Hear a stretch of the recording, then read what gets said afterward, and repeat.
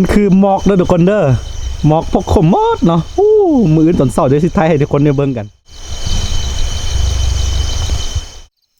คือเฮาเสียวมันมานอนในพี่แต่ว่ามันบ่ยอมนอน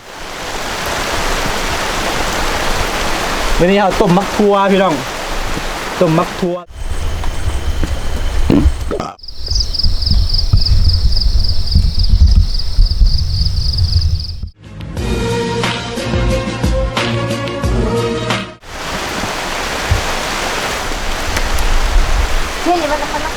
สบายดีทุกคนเนาะนี่คือการนอนไฮของเฮา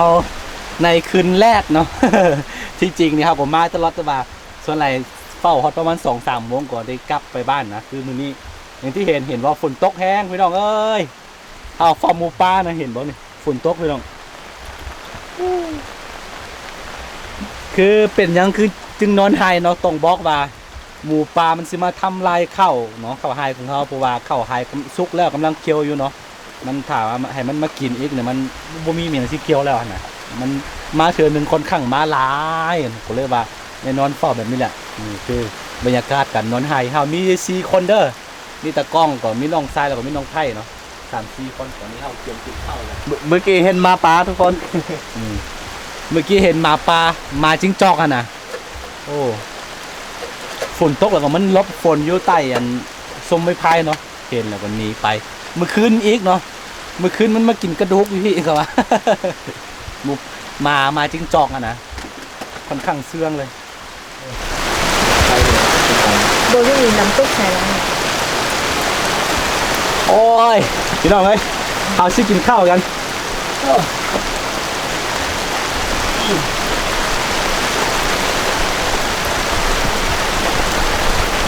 วันนี้เอาต้มมักทั่วพี่น้องต้มมักทั่วแล้วก็ตามเจียวกินง่ายๆว่าบ่ท่านได้ไปหาอยู่หากินช่วงนี้ก็ช่วงเกี่ยวข้าวเกี่ยวน้ำนี่ทุกคนนี่เด้อบรรยากาศกันนอนไฮถ้าบ่เป็นกันรบกวนเกินไปเนาะกรุณา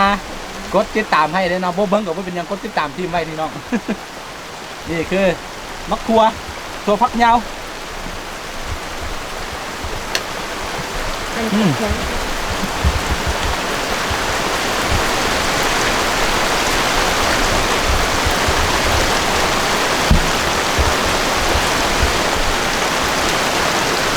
มีเห็ดนะนี่คือมกเห็ดนะทุกคนเด้อเจอไหมเฮ้ยใส่ตัวเลยตอนนี้กับบรรยากาศ หลังจากกินข้าวแล้วนะทุกคนนี่แหละคือกันนอนไห้นอนส่วนก่อกันเวลาฝนตกก่อจะนี้มันจะมีน้ำฝนมันเข้ามาเนื่องจากว่าพายุมาแห้งแบบว่านี่ปิวไปหมดเนาะหากว่าซ่อมแซมไหมเดี๋ยวจะได้ก็สิได้โลใต้ลุ้นนะคือถ้าว่ามีคนมานอนเฝ้าแบบนี้ถ้ามีกินขอนไฟแบบนี้มันโบมาหมูปลาเนาะมันสิโบมาโบกล้ามาเนาะมันจึงโบกล้ามากินเขาเลยว่าต้องได้มาเฝ้าแบบนี้เดี๋ยวเขาสิร้องใต้ร้องเหนือเบิ้งเผื่อบ่ให้มันมากิน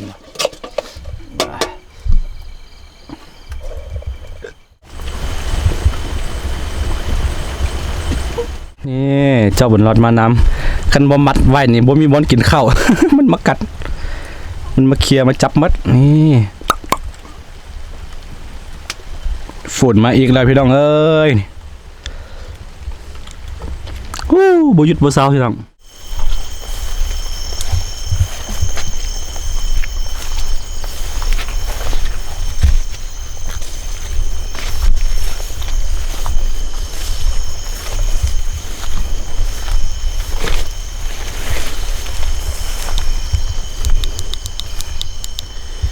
สบายดีทุกคนเนาะตอนนี้เฮาสิลองเบิ่งอ้อมๆของไฮของเฮาเนาะเพราะว่าเดี๋ยวสิมีหมูปลามีหยังมาลักกินนะต้องได้เฝ้าเนาะทุกคนเนาะซองเบิ่งตอนนี้ฝนหาเช้าหลังจากที่ฝนเช้าแล้วมันมักจะออกมาหากินช่วงนี้แหละทุกคนพอดีเหมาะของมันเลย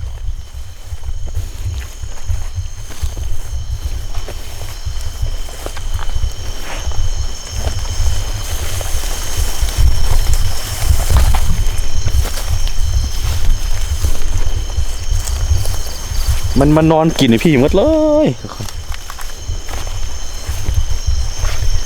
ราะว่าสวงอัน3-4 มื้อก่อนเนาะเฮาบ่ได้มาแล้วก็มันมากินมาทำลาย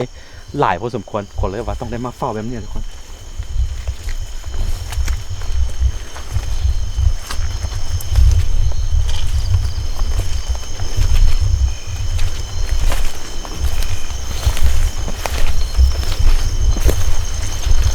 นี่บ่ต้องแปลกใจแล้วว่าที่เห็นอยู่เนี่ยบ่มีข้าวก็ย้อนว่าทึกมันกินสวงเทียตัวนี้มันตัวเก่าเนาะตัวมันกินตัวเก่าประมาณ1 เดือนที่แล้วแต่ว่ามันก็ยังมากินซ้ำอยู่ทุกคน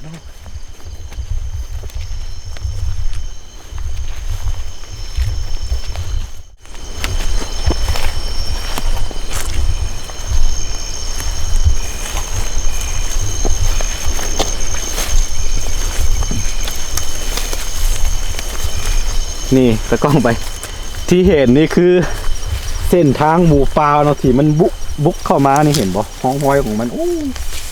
บนเรืออย่างเลยอันนี้น่าจะเป็น 3-4 คืนก่อนหน้านี้ข่าวไฮกำลังสิเป็นตากำลังเกี่ยวอยู่เนาะเห็นบ่สวยงามกำลังเกี่ยวอยู่ต้องแข่งกับมันขนาดบกแข่งเวลากับมันนี่มันสิมากินมดก่อนเฮายานคือกันโอ้นี่คือข่าวไฮของเขาเนาะคือตาอย่างที่เขาบอกไปเมื่อกี้ถ้าว่ามีดังไฟปะอยู่ท่านมันมีควันเหมือนอย่างได้กินควันเหมือนอย่างนี้เรียกว่าได้กินที่เขาดังไฟเนาะมันสิบกกากมาใช่ปะถ้าอยู่แบบไกลๆอยู่แจอยู่มุมแจจากนั้นมันจะมากินเนาะตอนเขาเผลอรับไปฮะนะขอเลยว่าต้องนานๆที่เขาได้มาซองเบิ้งแบบนี้เลยทุกคนเขาสิซองขึ้นไปเรื่อยๆอ้อมไฮเลยทุกคนเหมือนนี้นะเบิ้งแล้วก็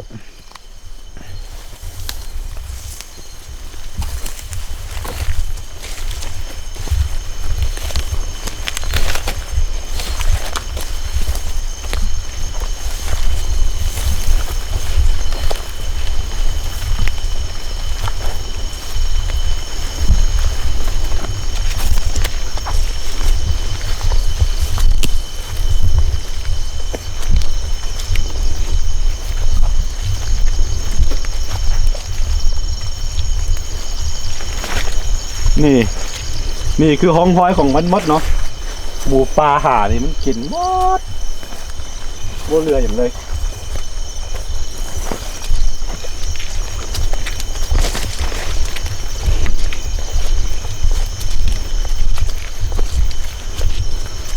กะว่าประมาณ5 มื้อเขาสิเกี่ยวแล้วทุกคนอดทนหน่อยนึงอันนี้จะเป็นข้าวหายมดเลยเห็นบ่กำลังสุกเรื่อง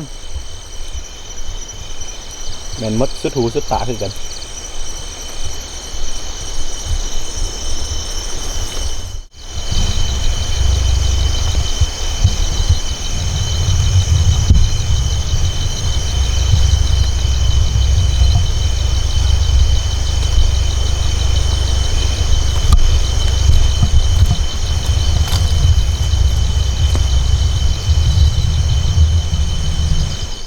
คือที่เห็นมาเนี่ยมันคือหมอกเด้อทุกคนเด้อหมอกพวกขมมดเนาะมืออื่นตอนเช้าเดี๋ยวสิไทยให้ทุกคนได้เบิ่งกันสุดยอดเข้าไปเบิ่งฮอปอันทั้งไฮหมดแล้วทุกคนบ่เห็นเนาะเข้าเดี๋ยวประมาณ2 โมงตอนเด็กเขาจึงกลับมาเบิ่งอีกทีนึงตอนนี้ตะกล้องกำลังไปบ่นี่ในที่บอกไปเห็นบ่อันนี้คือหมอกเด้อทุกคนเด้อหมอกลงเนาะหลังจากที่ฝนตกแล้วมื้ออื่นตอนเช้าๆตื่นมาสิพาเบิ่งอันบรรยากาศเนาะสุดยอดพี่น้องหมอก หมอกปกคลุมไฮของเราหมดแล้วนี่คือความงดงามของธรรมชาติยามกลางคืนเด้อเราก็สิไปพักผ่อนนอนพักผ่อนนิดนึงประมาณ2 โมงจึงซองเบิ่งอีกทีเมื่อคืนนี่มีหมาจิ้งจอกหรือหมาในหมาป่านะทุกคนเข้ามากินกระดูกอยู่ฮัลโหล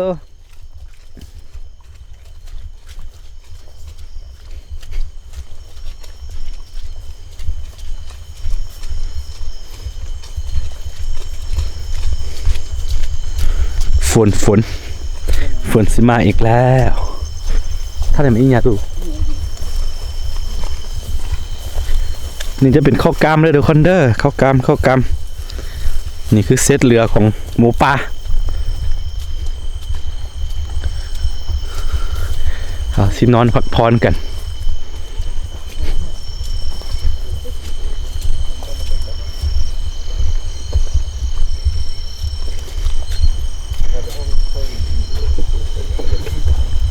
โอ้นี่เจ้าตัวน้อยนี่ก็มานำกะเมียกินฮอตบ่มาคือกลางคืนต้องได้มัดไว้แบบนี้บ่แม่นนี่มันสิมา สิมานอนน้ำเฮามันสิมาขี้ใส่เฮาเพราะว่าเฮาบ่ได้เอาเพิ่นมา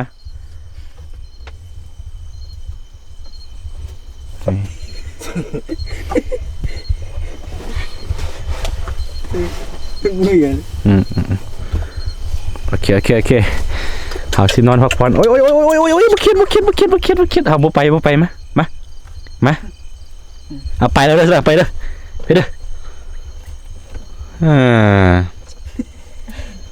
โอเคทุกคนนี่ก็บรรยากาศเนาะเอาสินอนพักผ่อนก่อนเหลือประมาณ2 โมงจึงไปอีกทีนึงเนาะโอเคถ้าใครมักแบบคลิปบ้านๆแบบนี้ก็อย่าลืมเนาะกดไลค์กดติดตามส่องอาคาน้อยไว้เวลาก็ลงคลิปเนาะจะได้เห็นก่อนไผเนาะโอเคแล้วก็ FC ท่านใดเข้ามาใหม่เนาะย่ำเนาะผู้ใดบ่ทันได้กดติดตามก็เสิร์ชกดติดตามให้แด่บ่เป็นหยังคันว่าบ่เบิ่งก็บ่เป็นหยังกดติดตามทีมไว้เนาะโอเคทุกคนเฮานอนนำกัน4 คนกองกันนี่แหละแต่ว่าค่อยสิไปโลปลาต่อประมาณ 2-3 โมงจะกลับมาโอเคสบายดีกลางคืนคือเฮาเสี่ยวมันมานอนพี่แต่ว่ามันบ่ยอมนอนมันสิย่างไว้ย่างมานะก็เลยว่าต้องได้มัดไว้แบบนั้น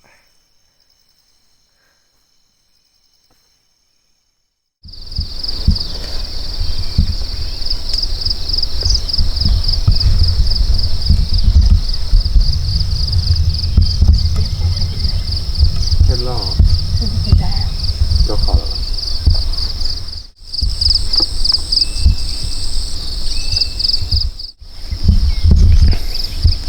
นี่คือบรรยากาศตอนเช้าๆอยู่ไห่ทุกคนนะ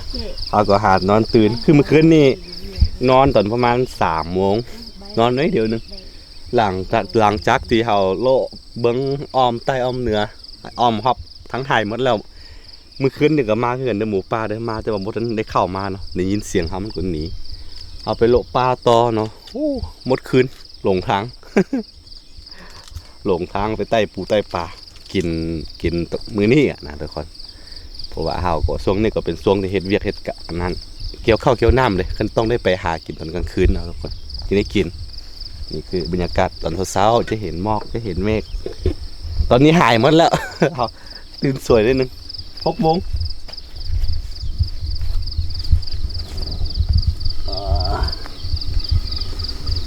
ข่าวสิไปโลปลาหน่อยนึงเนาะ